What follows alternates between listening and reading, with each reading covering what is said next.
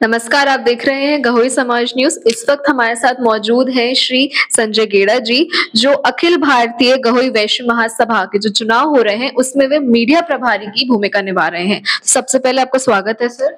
धन्यवाद।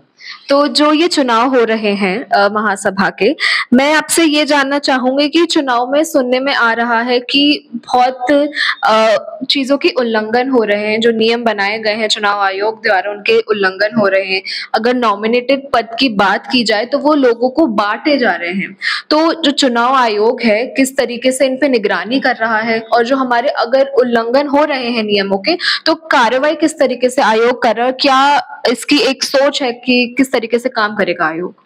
हम सभी मतदाताओं से अपील करते हैं किसी भी तरह के प्रलोभन में ना आए और किसी भी तरह के प्रत्याशी की कोई भी चीज ऐसी पाई जाती है तो चुनाव आयोग कार्रवाई करेगा।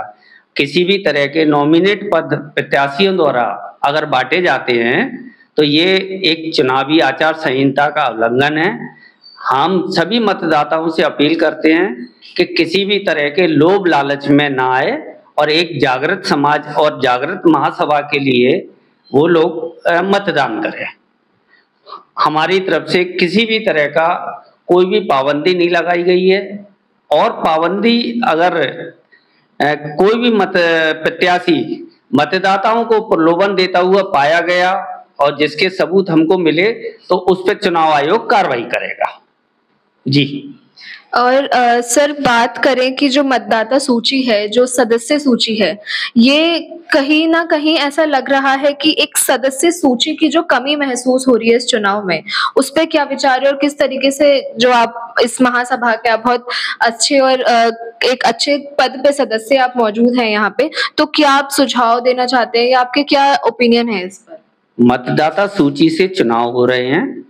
सदस्य सूची कुछ लोगों ने रजिस्ट्रार कार्यालय को सौंप दी है और रजिस्ट्रार कार्यालय से चुनाव आयोग को जैसे ही प्राप्त होगी हम सभी प्रत्याशियों को वो मतदाता सूची उपलब्ध करा देंगे। ये हमारा चुनाव आयोग का वादा है कि जल्दी शीघ्र ही सदस्य सूची मंगवा के हम सभी लोगों को उसका PDF दे देंगे।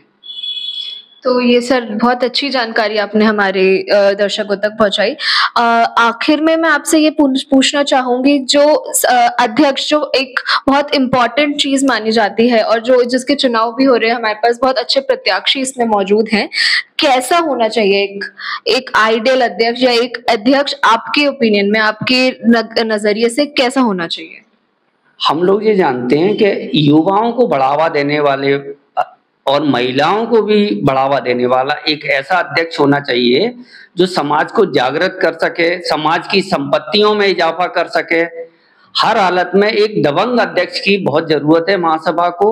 महासभा जब भी आगे उन्नति करेगी जब एक युवा सोच के साथ युवाओं को बढ़ावा, आज हमारा युवा कट रहा है समाज से और समाज को देने वाला अध्यक्ष चाहिए जो समाज को भरपूर तरीके से राजनीतिक सोच के हिसाब से हर हालत में उन्नति, समाज को उन्नत दे सकेगा, भरपूर समाज की मदद कर सकेगा, संपत्तियों में बढ़ावा कर सकेगा। ऐसा हमको अध्यक्ष और ऐसा हमको नेतृत्व होना चाहिए। यही हमारी अंदर की कल्पना है, तभी हम वैश्य वर्ग में आगे बढ़ सकते हैं। बहुत बहुत धन्यवाद।